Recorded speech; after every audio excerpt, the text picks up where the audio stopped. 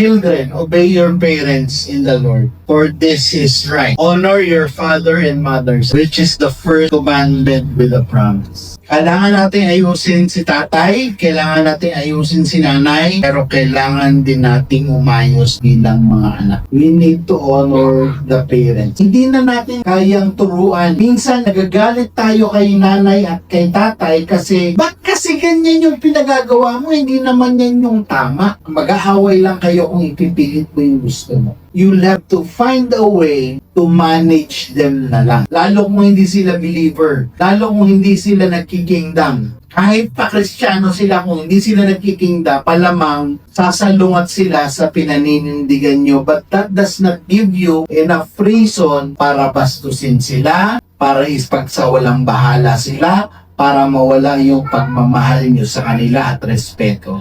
In everything that you do, you have to honor them.